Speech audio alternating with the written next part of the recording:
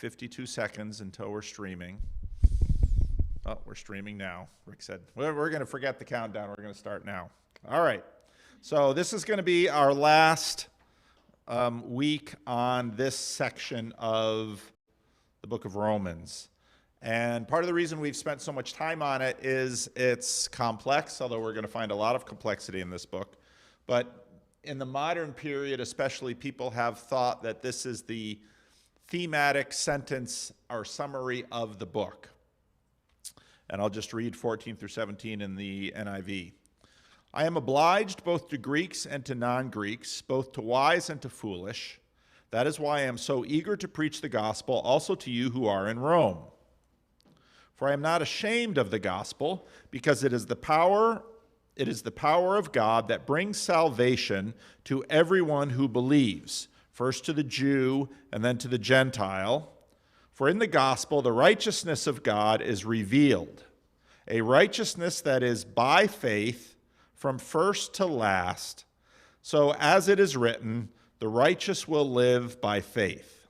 Okay, and then when we get into verse 18, then we're really going to start digging into the main themes of chapters 1 through 3. And we've talked quite a bit about verse 16 over the last couple of weeks, and now we have to try and figure out what verse 17 is about.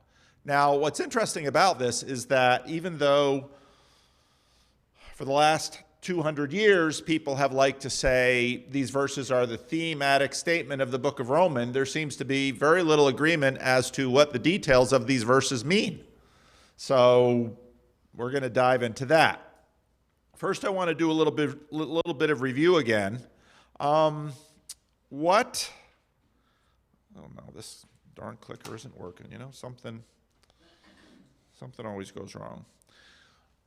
When Paul would, remember the story, Paul, he's down in Jerusalem. He's very upset by what he sees happening in this little faction of people who are following this man, Jesus of Nazareth. There's this guy named Stephen who is preaching in Jerusalem, and Paul and many of the others who are from the diaspora, that's this much broader world, who are from the diaspora, are very upset with what they see what they see Stephen doing, and they stone him. And Saul is there holding the cloaks, and he starts to persecute the church. And then he has this encounter on the road to Damascus. Then he's gone for 14 to 17 years, finally gets pulled by Barnabas to visit the church in Antioch because things are going on in Antioch. Antioch is in this region, in the north coast. I think I can draw. No. And then Paul and Barnabas are working in this church in Antioch, and the church in Antioch says, Paul and Barnabas, we want you two to start traveling to these major cities in the Eastern Roman Empire. And it all tends to be in this area of the world. Good morning, Lil. Good morning, Delphine. We want you to travel into all of these places, and we want you to start churches. And so Paul starts traveling, and he starts visiting these synagogues throughout this portion of the world. And when he goes into the synagogue, as is the custom, Paul is an educated man, and so he goes to these places and they invite him to come forward and give his comments on the law and the prophets. And Paul's message will almost always have three elements to them. Do you remember what the three elements are of what Paul almost always preaches in these synagogues? Jesus is the Messiah.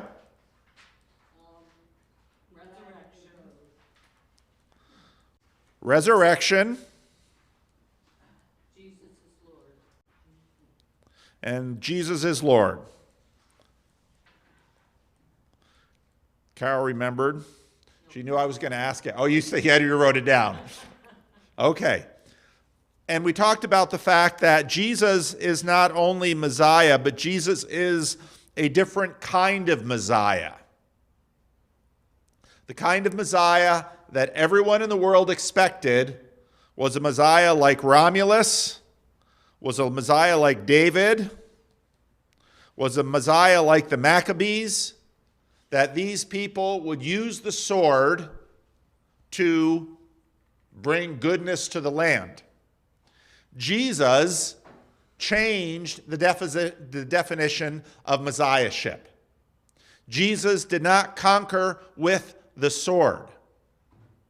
How does Jesus conquer? Through peace. How else?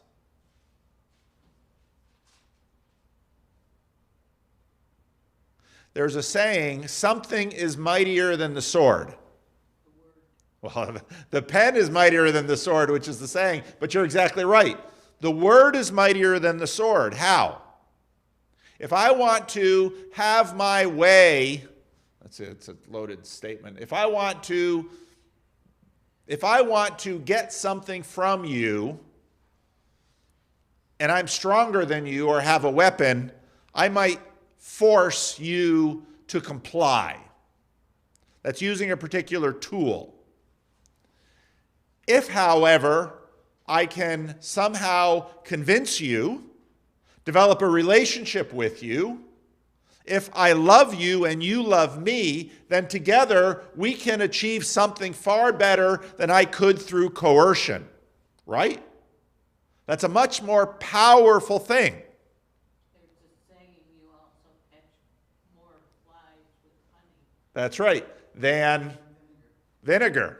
You catch more flies with honey than vinegar. So Jesus, now Jesus kind of has a difficulty with this, because Jesus comes and we say Jesus is the Son of God. And that was a phrase used about many people. Caesars were sons of God. Alexander the Great. Now, a son of God was basically someone who had success and power. And Alexander the Great was remembered because he conquered the whole world, even though he conquered, a lot of this world that I'm showing you here. Philippi, all the Macedonia, all the way into what today would be Persia, all the way over to India, down into Egypt. Alexander conquered, and so he was a son of God. He was a son of the gods because he had the power to do these kinds of things. Now, Jesus was different in that, Jesus was on one hand popular, and on the other hand, unpopular. How could he be both popular and unpopular?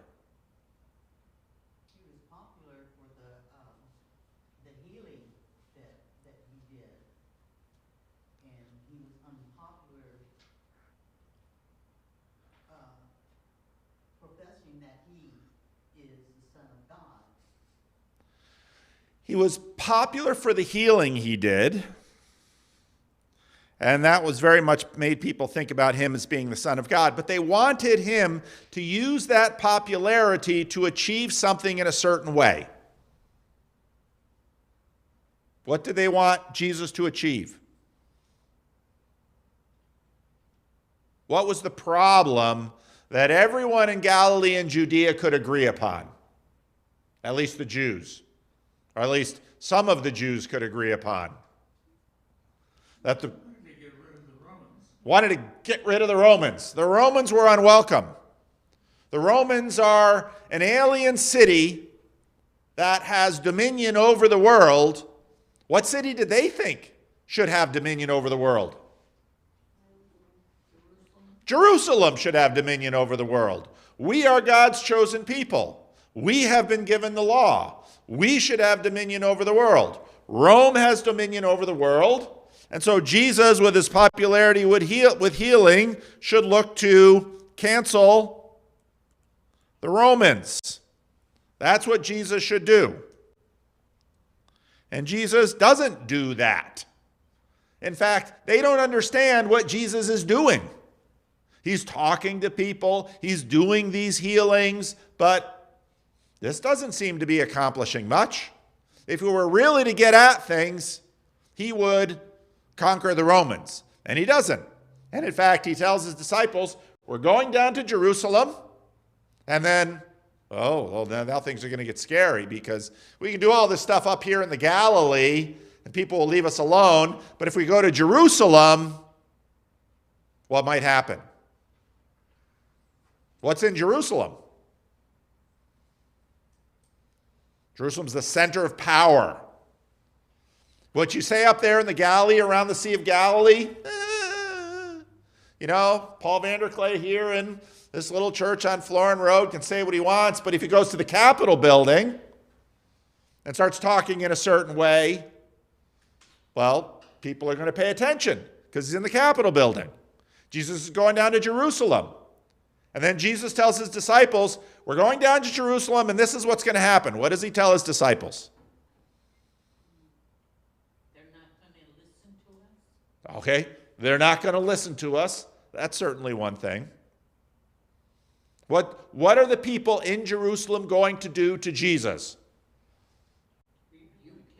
They're going to rebuke him, they're going to arrest him, and they're going to kill him. And Jesus says this to them. And they know it's true. Because they know, hey, you can say these things up here in the Galilee, but you get down to Jerusalem, they're going to kill you. And Jesus is like, they're going to kill me, and then what? I'm going to rise from the dead. And nobody had an understanding of what that was going to be, so they didn't hear it. Okay, all of this stuff goes on. Jesus is the Son of God.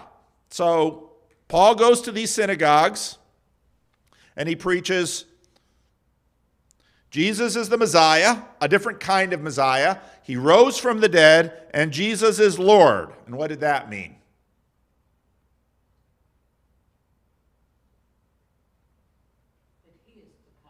That he is the power. That he reigns over the earth. Who? Everybody knew who reigned over the earth in the Roman Empire. Who? Caesar. Tiberius Caesar is Lord. No, Jesus is Lord. Okay, so back to the text. I am not ashamed of the gospel, because it is the power of God that brings salvation to everyone who believes, first to the Jew, then to the Gentile. For in the gospel, now again, what is the gospel? Those three things that Paul said in all of the synagogues. Jesus is Messiah, and a new kind of Messiah. Jesus rose from the dead. That's how we know he's Messiah. And Jesus is Lord because he rose from the dead, because even death can't kill him. Now, that's a really important piece, because the Romans used the same old tool to rule the world. Rome would say to the world, well, you have a choice. You can defy us and die, or you can live our way. All right? Now, they used the power of the sword. If you take that power away from Rome, what do they have left? Yes. So Jesus, by being killed by the Romans and then rising from the dead, the Christians believe Jesus has taken the power that Rome uses to rule the world away from Rome. Jesus has snatched the sword out of their hand. Now, Paul's going to say, no, they still hold the sword, and they hold it rightly, but the sword is not what you think it is in terms of how it rules the world. All right? So, for in the gospel, the righteousness of God is revealed. This phrase right here, the righteousness of God. Do you have any idea what that might mean?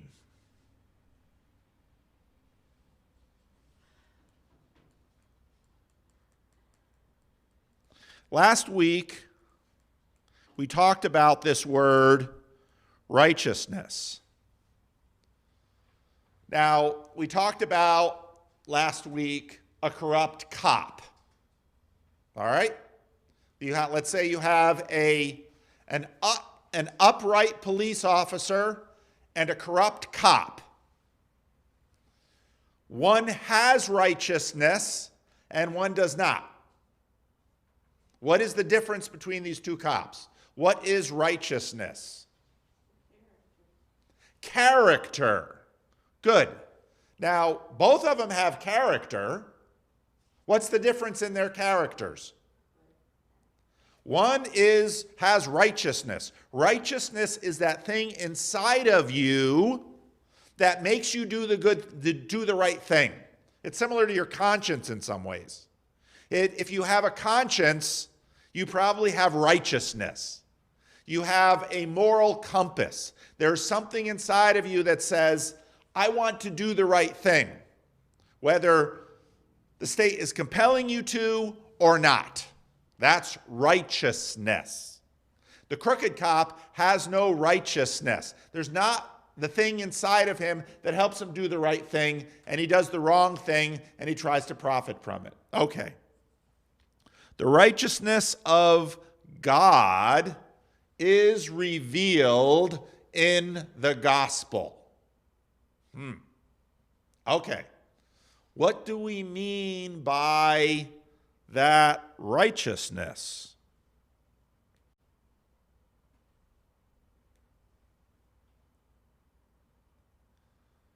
What does it mean that the righteousness of God is revealed in the gospel? Well, some things are revealed in the gospel. In the gospel, we see Jesus is Messiah. Jesus rose from the dead. Jesus is Lord. So the thing, okay, let's talk again about, I've talked about this as the great puzzle. The great puzzle. For all of recorded civilization, thinkers have been trying to get a sense of this world. There are a number of aspects to this world that seem strange. Okay, we talked about a righteousness of a cop. Let's talk about a righteousness of a tiger. Does a tiger have righteousness? No. No. Why not? His thought process is not, his brain is not connected to his heart. Okay, his brain is not connected to his heart. I love the way you put that. If you're walking down the street and you meet a hungry tiger, what will that tiger do? Try to eat you. Try to eat you. That is what that tiger will do. That tiger has no righteousness. The tiger goes by what we call the law of the jungle. Okay? Now, the unrighteous cop, we might also say, goes by the law of the jungle. What do I mean by that? How is an unrighteous cop like a hungry tiger? Does only what's best for him. Does only what's best for him. Self-preservation. Self-preservation. Okay. Here's the great puzzle. We look at the world, and the world says there's just the law of the jungle. The tiger and the unrighteous cop are the same thing. It's the way the world is. Okay. If that is true, all of us sitting in this room are fools. Why? Because we believe there's more to life and relationships than the law of the jungle. Yes, we do. Now, here's the great puzzle. Is our belief that there is more to life in this world than just the law of the jungle founded? Is this belief true? Is this belief justifiable? Ought we dare to imagine there is more in this world than just the law of the jungle? How dare we believe this? Because believing this puts our own selves at risk. If we're walking down the street and we see a tiger, you should head for a house or a car or something to get away from that tiger because you have a good idea of what that tiger would do. If you go down the street and you see a cop that you know is crooked, you should avoid him because you know what that cop will do. But inherent in the idea of the police officer himself is what? Why does that cop have authority?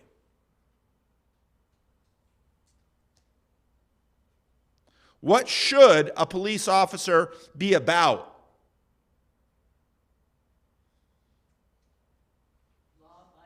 Law, order, Law and Order, right? TV show? Oh, Law and Order. And about, well, let's use this word, justice, righteousness.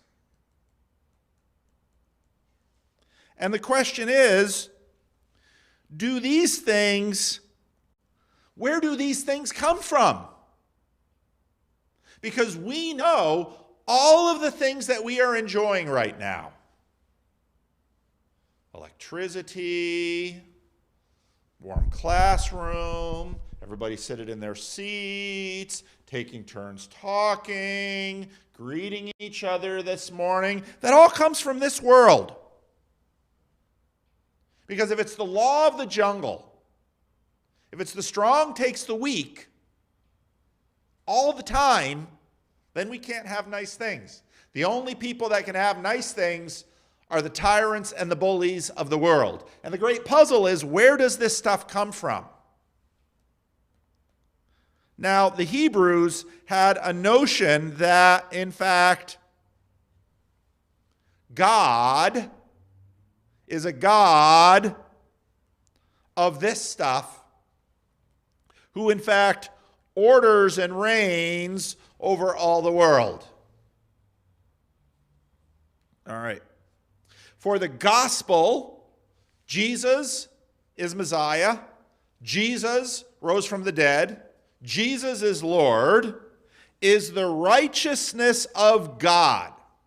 That is the righteousness of God revealed. In the gospel, the righteousness of God is revealed to the world. How would this righteousness of God be revealed to the world through the resurrection of Jesus Christ?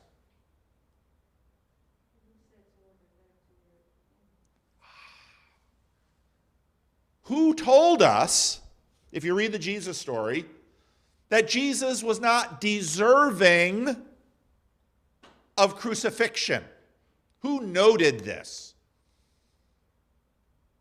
Actually, Pontius Pilate. Yes, the very man who executed him. Pontius Pilate, on one hand, said, he's not worthy of death, and on the other hand, sent him to his death. And in fact, he wanted to maintain his own flimsy righteousness by what? Washing his hands of it all. So I'm not in charge here. I thought Caesar was Lord and Rome was in charge and you were the man. Not me. I wash my hands. Oh, I'm sorry. With that position, you can't wash your hands. You kill him. Oh, but it was your soldiers that did it. So, how then was the righteousness of God revealed in the resurrection? God did not wash his hands of Jesus, but rose him from the dead. How? I mean, part of the reason in our culture we have such tension over capital punishment. On one hand, why do we keep capital punishment around? Because some people believe in an eye for an eye. Yeah, well, it's in the Bible. I mean, an eye for an eye isn't crazy. If you take someone else's life, well, can you give money to make it better? No amount of money can make it better. So there's a rationale to eye for an eye. You take his life, we take your life. Simple. Seems balanced, just. But we're very cautious about it, more so than life imprisonment. Why? You can't undo it. Right. You can't undo it. So life imprisonment, and then 20 years later, new evidence comes out, DNA evidence, and oh my goodness, this guy who, and this has happened a lot, this guy who was condemned to life for murder, now we know he didn't actually do it. Now you can let the guy out. And you know, on one hand, no one can give him those 20 years back, but at least you didn't kill him. Capital punishment, it's done. Dead. The resurrection, God says, well, the righteousness of God is revealed in the gospel. Okay, but now we've got another question. That righteousness of God, what on earth does that mean? Now, if we go to, let's see, where's the study guide? If we go to the study guide, part of why scholars struggle with this passage is this question, what do we understand by the righteousness of God? Now, when I've been explaining it to you as that thing inside of the cop, that's an attribute of God. The righteousness inside of the police officer who is fulfilling his office, who has the proper character, that is an attribute of the police officer. And what we're saying is that the attribute of God that was seen and revealed by the resurrection is in fact the thing inside of the God at the center of the universe who is different from the law of the jungle. That's an attribute of God. But here's a question.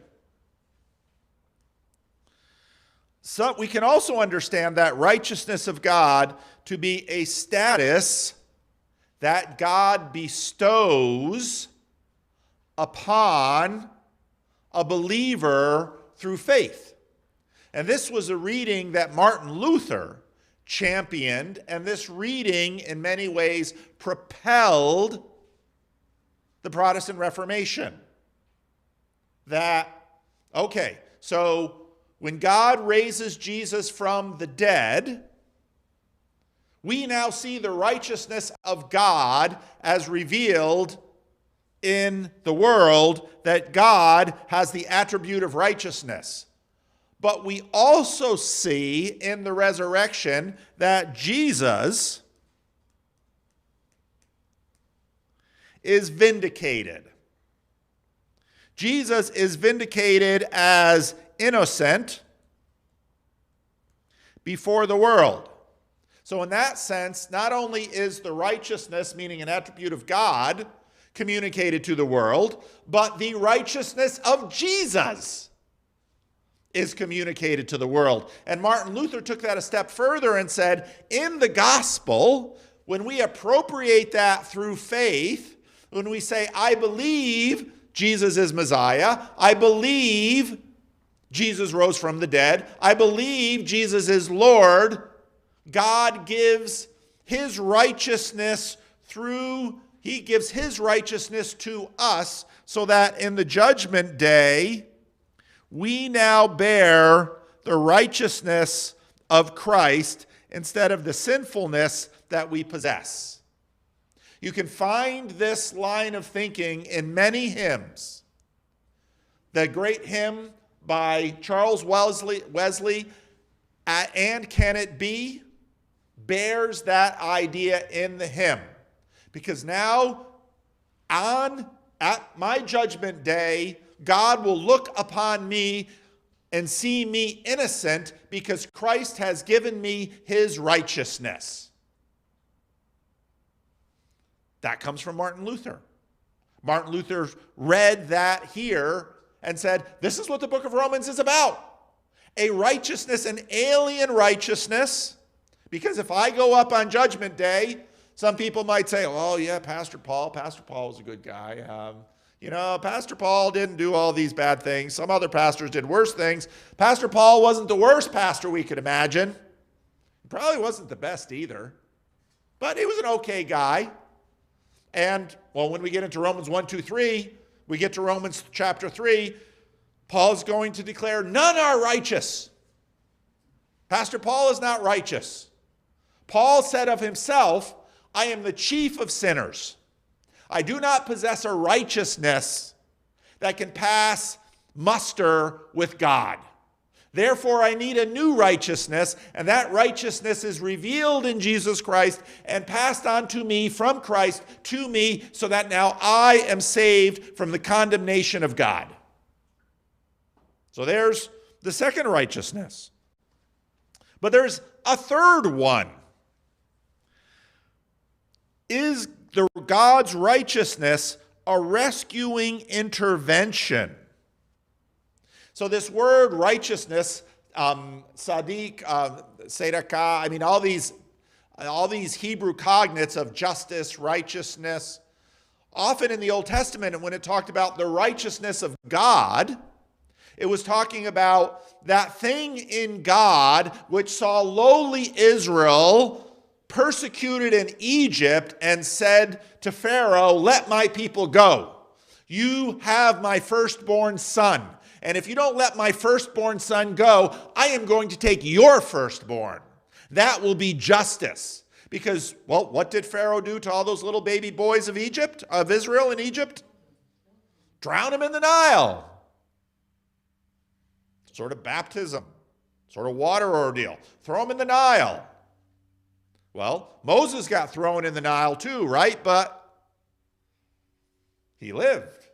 He was in an ark.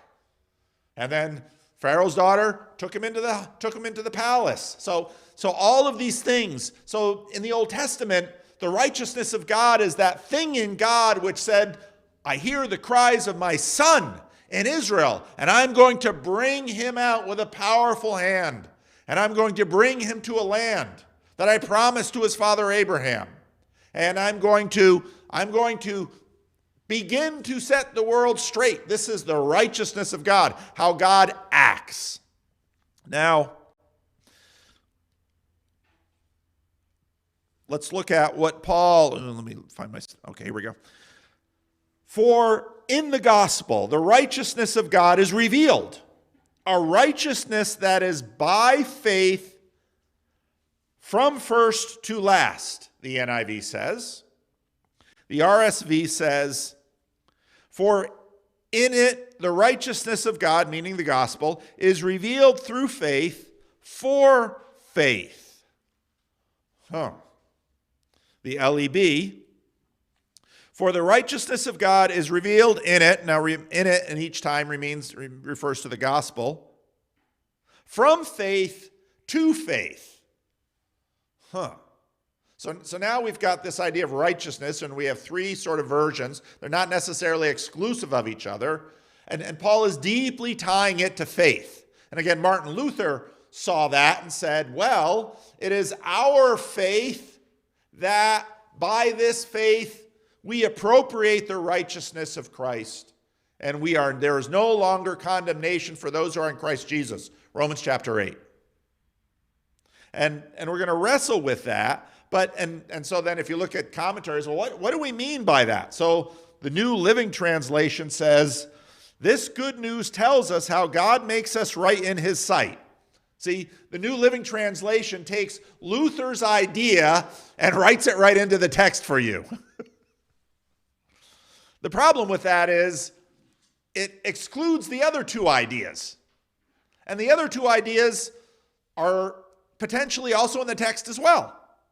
And so a good translation won't preclude the other understandings. This is accomplished from start to finish by faith. That's how the NLT tries to render from faith to faith. As the scriptures say, it is through faith that a righteous person has life. Well, let's take a look at the other translations by the individual translations.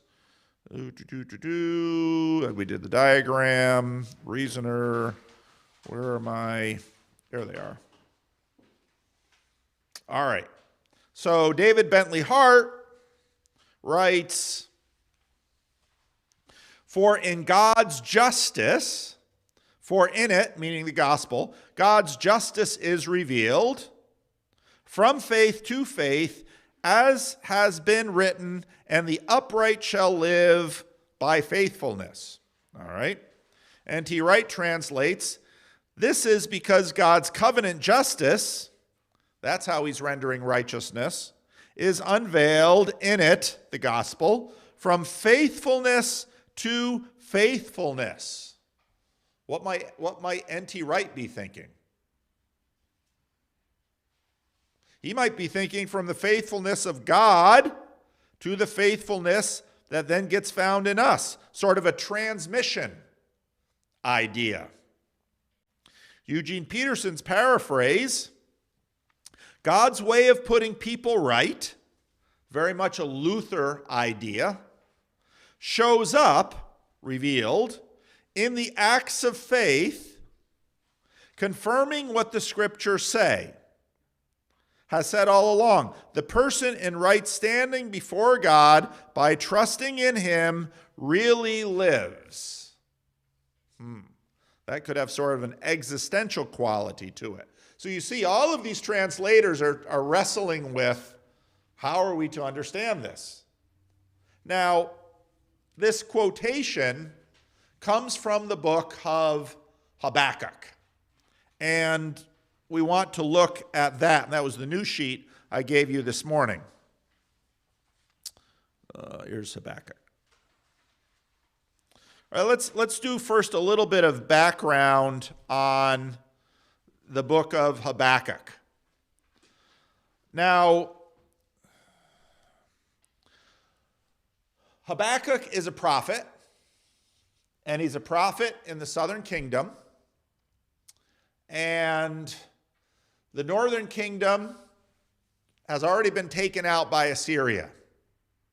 And the southern kingdom is being threatened by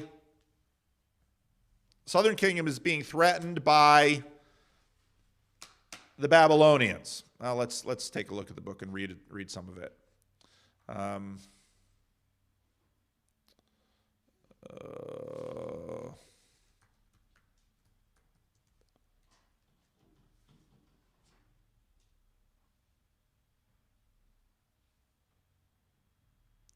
You can do it, little computer. There you go. Okay, book of Habakkuk. The oracle that the prophet Habakkuk saw. O Lord, how long shall I cry for help and you will not listen? Oh, or cry to you violence. It's the law of the jungle. And you will not save. Habakkuk is complaining. He's complaining to God because Habakkuk looks around the world and says, you know what? It's a jungle out there. Why do you make me see wrongdoing and look at trouble? Destruction and violence are before me. Strife and contention arise. So the law becomes slack and justice never prevails. The wicked surround the righteous, and therefore judgment comes forth perverted. What is Habakkuk complaining about?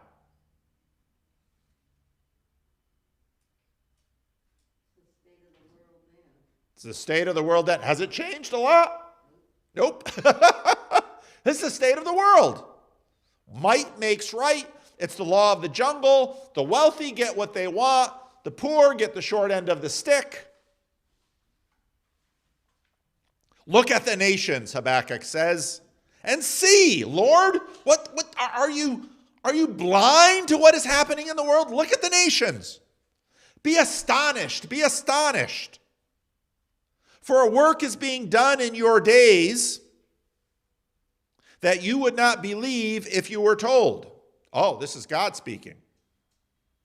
For I am rousing the Chaldeans, that fierce and impetuous nation, who march through the breadth of the earth and seize dwellings not their own. Dread and fearsome are they. Their justice and dignity proceed from themselves. Their justice and dignity proceed from them. What do they mean? They make their own justice. Their horsemen come from far away. They fly like an eagle swift to devour. They all come for violence with faces pressed forward. They gather captives like sand. At kings they scoff, and of rulers they make sport. They laugh at every fortress and heap up earth to take it. They build these huge ramps. So you come to a wall, you say, wow, that's an impressive wall. And to the Babylonians, it's nothing. They take it and they want it. Are you not from of old? Now Habakkuk talking back. Are you not from of old, O Lord my God, my Holy One? You shall not die. O Lord, you have marked them for judgment. These Babylonians are exactly the kind of thing we're talking about. It's the law of the jungle. Your eyes are too pure to behold evil, and you cannot look on wrongdoing. Why do you look on the treacherous and are silent when the wicked swallow those more righteous than they? You have made people like the fish of the sea, like crawling things that have no ruler. The enemy brings all of them up with a hook, and he drags them out of his net, and he gathers them in his seine, and he rejoices and exalts. Therefore he sacrifices to the net and makes offering to the seine, for by them his portion is lavish and his food is rich. Basically, Habakkuk is saying, these Babylonians are just like their gods. Marduk is their god. Marduk killed his mother, fashioned the earth from her carcass. He's all about power. Lord, the great puzzle, you are God. Why don't you rise up and do something about the Chaldeans? And God says, I'm going to do something with the Chaldeans. You're complaining about justice around here. I'm going to bring the unrighteousness around here to judgment using the unjust Chaldeans. Is that such a good idea? Chapter 2, Habakkuk. I will stand at my watchpost and station myself on the rampart. I'm going to stand on the wall and watch. I will keep watch to see what he will say to me, see if the Lord will talk to me, and what he will answer concerning my complaint. Okay, Lord, what are you going to do about injustice? What are you going to do about the lack of righteousness? Then the Lord answered me and said, write the vision and make it plain on tablets so that a runner may read it. For there is still a vision for the appointed time. It speaks of the end and does not lie. If it seems to tarry, wait for it. It will surely come. It will not delay. Look at the proud.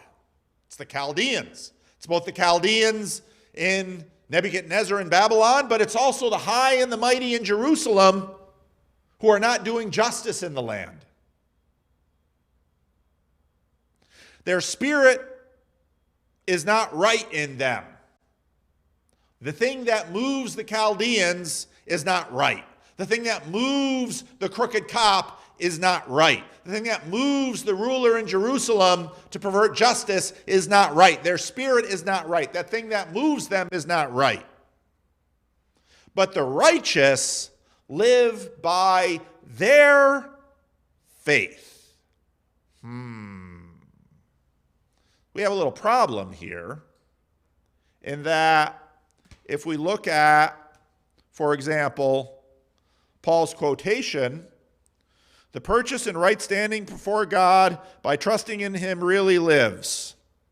The just shall live by faith. The upright shall live by faithfulness. Now, if you make a really close study of Old Testament citations in the New Testament, you find this kind of thing all the time. New Testament authors take the text, use the background from the text, and bring that forward with the text, sometimes changing it a little bit to make their point. And that's exactly what Paul does right here. Complicated by this fact is that, in fact, there are different translations and versions of the text. Of the Old Testament text, there's what's called the Masoretic text, which is in Hebrew.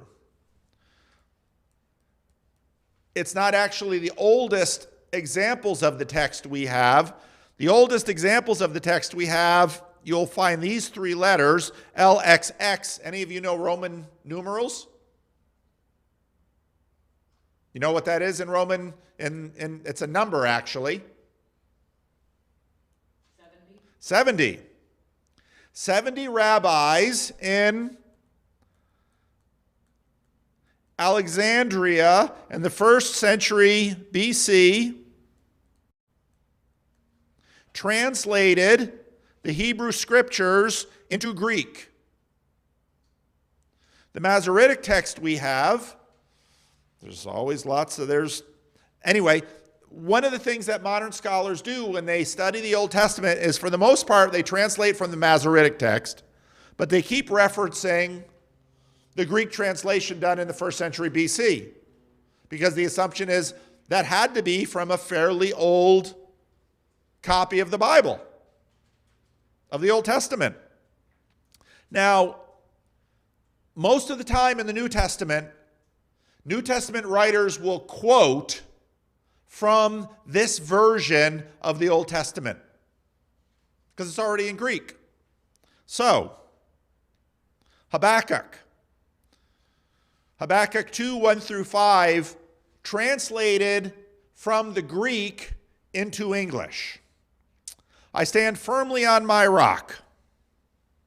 I stand firm on my watch. I will go upon a rock. I will keep watch to see what he will say to me, what the Lord will say to me, and what I should answer against, and what I should answer against my rebuke.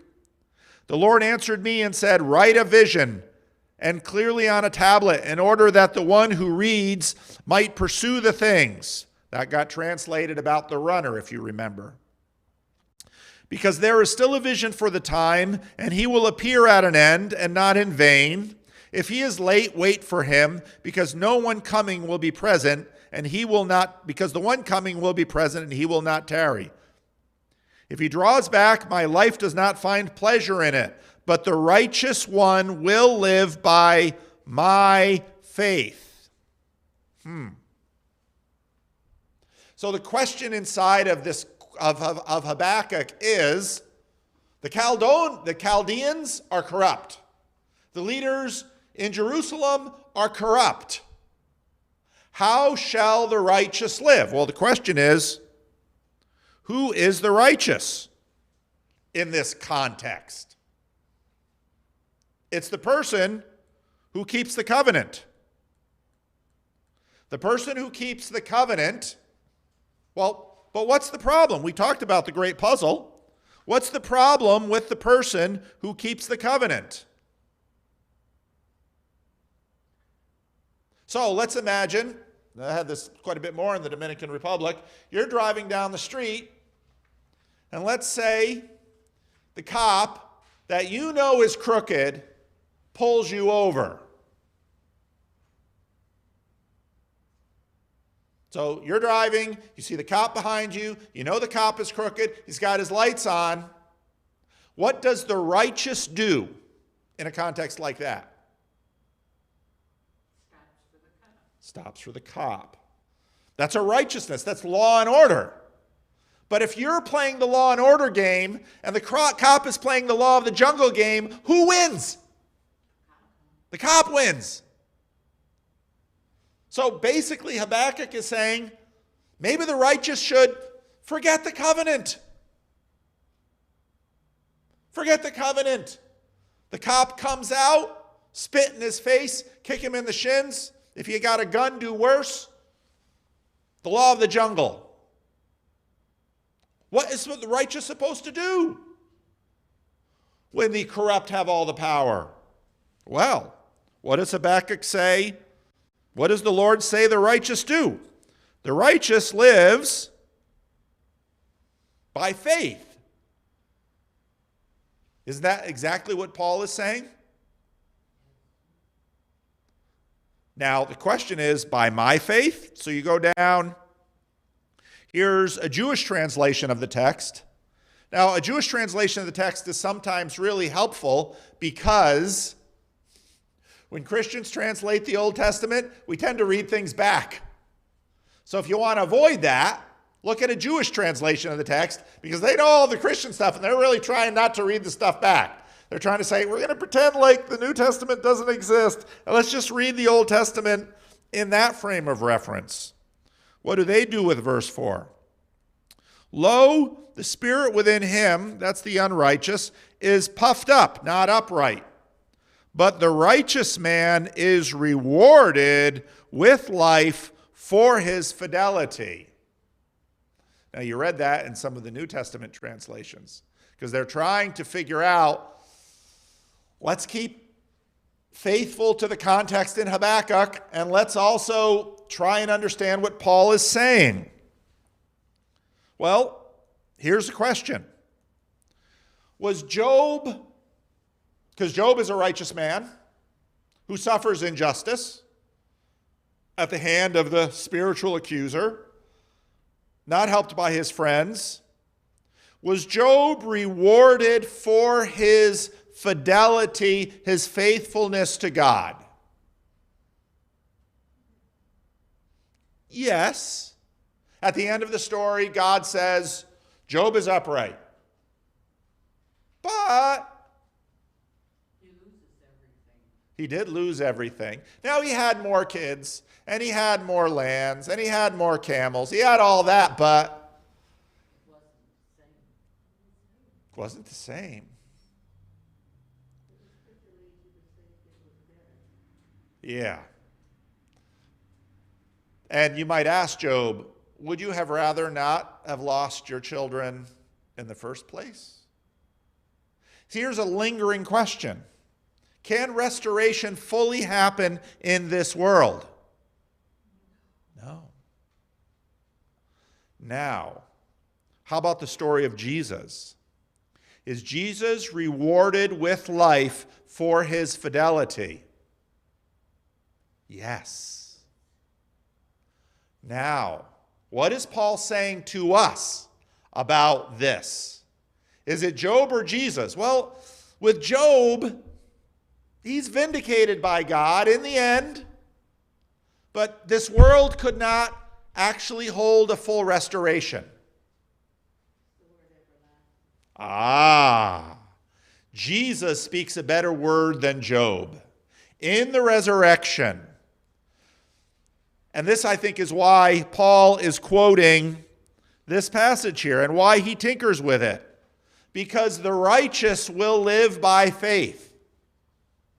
And Paul is saying basically, and it's there in his own life, he has traded the popularity that he enjoyed before meeting on the road to Damascus, the comforts he enjoyed by being a respected rabbi and scholar. He traded all of that for what? Eternal life. In this world, a lot of hardship. And so right here, we're going to have the tension that we're going to find in the book of Romans. Paul says, I want to come to Rome, and I want to share with you the gospel. That Jesus is Messiah. He's a different kind of Messiah. That Jesus has risen from the dead. And it's in that resurrection that we can begin to see, even better than Job, the righteous shall live by faith. And I love how the Tanakh puts it. It does it very well. The righteous man is rewarded with faith for his fidelity. But we could say, in this world, you will not receive compensation for everything that you suffer from. You won't. I promise you that. In the resurrection, however, there is hope of a new life and a new world and a better world, and all of this is connected with Jesus, and we come into it through faith. Now, Habakkuk, the Babylonians are going to come, they're going to destroy Jerusalem, they're going to burn the temple down, the exiles are going to go. Maybe Habakkuk dies before then, maybe he dies in the fight, we don't know. But Jesus is the answer to the question of Habakkuk. Jesus is the answer to the question of Job. Jesus is the answer to the question of, how does a righteous person live in an unjust world? We live by faith. We don't conquer with the sword of this world. We conquer with the weapons of Christ. What are the weapons of Christ? Love your neighbor as yourself. The just or the unjust neighbor? Both. That is how righteousness and justice prevail. And that is, now, I've got to stop now because we're out of time. The great puzzle. Jesus is the answer to the great puzzle. Because the great puzzle says, do we live by the law of the jungle? Or do we live by order and righteousness that we know works, and we long for it, and we want it to work, but when it isn't working in our favor, we resort to the law of the jungle. And Jesus says, nope, the righteous live by faith. Faith? Do you believe that God has righteousness as an attribute? That God will give righteousness to his servants? That the righteousness of God is what moves God to intervene in history on behalf of the victims of injustice? Yes. That's how the righteous live. Okay. That's the thematic sentence for the book of Romans. And now we're going to get into the drama and the details of the story of Israel, and whether or not we can actually believe that the righteous live by faith and will be rewarded for their righteousness. Let's pray. Lord, it's difficult for us to believe that this is true, because we see that power and wealth and status all work very well in this world to a degree. And we see that the righteous and the upright are ground into the ground often, not always. And what you present to us is hope of both righteousness and reward. Help us to believe. Help us to trust. Help us to see the revelation of the righteousness of God that comes to us by faith through the Messiahship of Jesus, the resurrection of Jesus, so that we can believe that Jesus, in fact, is Lord to the glory of God the Father. Give us this faith. In the name of Jesus, amen.